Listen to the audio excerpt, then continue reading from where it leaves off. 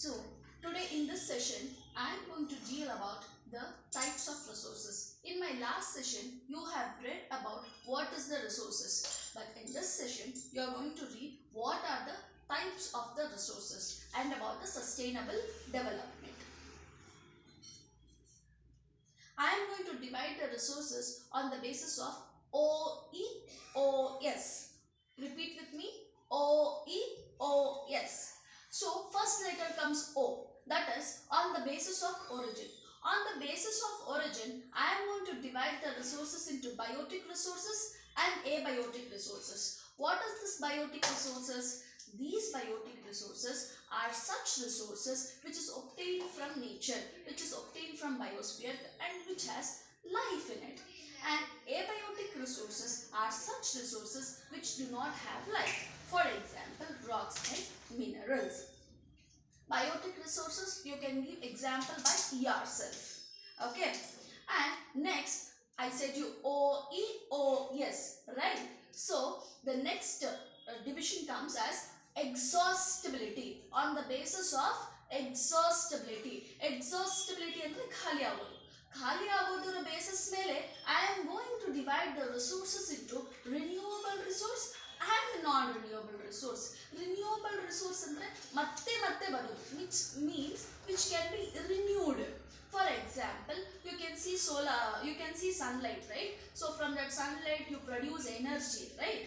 So therefore solar energy ತುಂಬಾ renew ಆಗುತ್ತೆ, ಆಮೇಲೆ ವಿಂಡ್ ಎನರ್ಜಿ ನಿಮಗೆ ರಿನ್ಯೂ ಆಗ್ತಾನೆ ಇರುತ್ತೆ. And non-renewable resources, this resources is not like renew ಆಗೋದೇ ಇಲ್ಲ ಅಂತಲ್ಲ, it will renew but it will take millions and billions of years for renewing. So it is not renewed antalla, it will renew but it takes millions of years. For example, minerals and fossil fuels. So on the basis of exhaustibility and divided into renewable resource and non-renewable resources.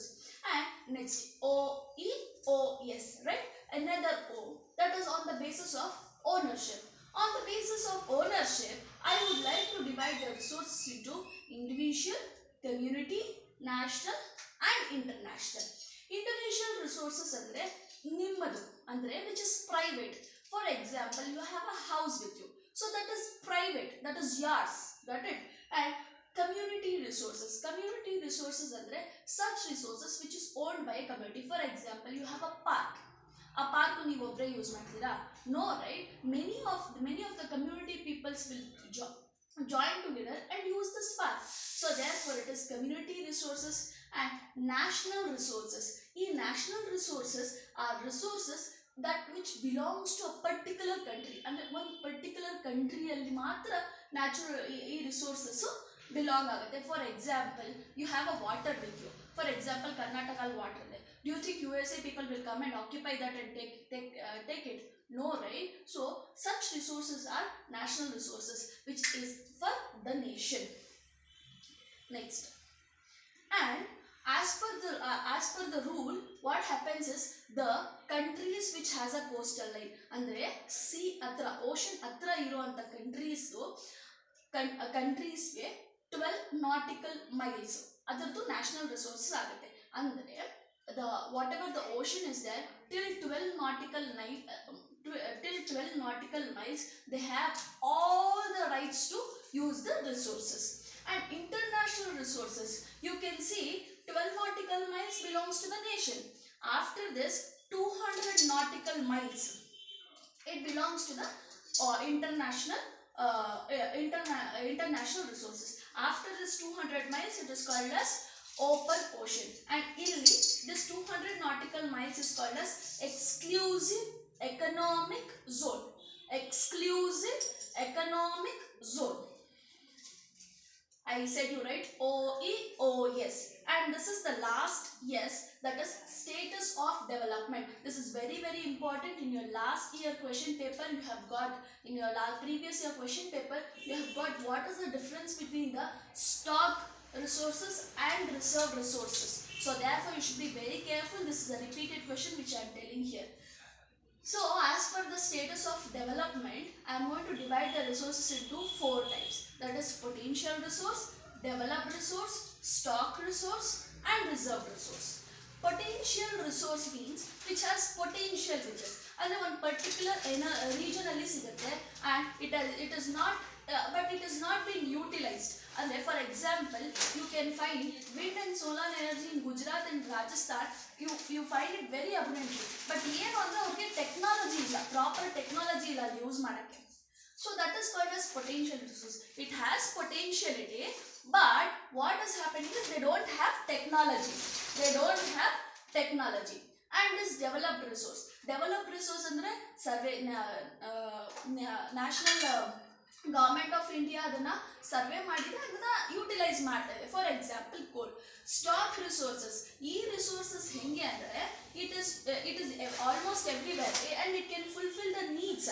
But ಏನು ಅಂದರೆ we don't have appropriate technology. You know that water is made up of H2, that is 2 atoms of hydrogen and 1 atom of oxygen. Andre we know how to use oxygen as a fuel, but we don't know how to divide hydrogen and oxygen, how to divide hydrogen from oxygen and use hydrogen as a fuel. Hydrogen fuel is very highly combustible, so it is used in rockets. So we should be very careful while using this hydrogen. We don't know how to divide the hydrogen from oxygen and use the hydrogen as a fuel. And this is reserve resource. This reserve resource, we have kept the resources for future generation. Andre we are for example producing hydroelectricity from dams. Andre you use water as a resource, right? Water na resource ಆಗಿ use ಮಾಡಿ ಆ resource ಇಂದ you are bringing another resource, that is hydroelectricity. Got it? Next, what is happening is by using all these things, all these resources, we are actually utilizing everything. So therefore we are facing problems like global warming. Global warming means where the temperature of the global has been increased, and we are facing depletion of ozone layer. As you know, O3, that is ozone layer, right? So ಏನಾಗ್ತದೆ ಅಂದರೆ ozone ಲೇಯರ್ಗೆ damage ಆಗ್ತಾ ಇದೆ because you are over utilizing the resources and you are doing the industrialization. and ಇದರಿಂದ ಏನಾಗ್ತದೆ ಅಂದರೆ ecological imbalance, ecological crisis face ಮಾಡ್ತಾ ಇದ್ವಿ. So to overcome all these problems, ನಮ್ಮ ಅರ್ಥ we should only keep it very carefully, right? We cannot use ಎಲ್ಲ ಸಿಗ್ತದೆ ಅಂತ we cannot use everything, right?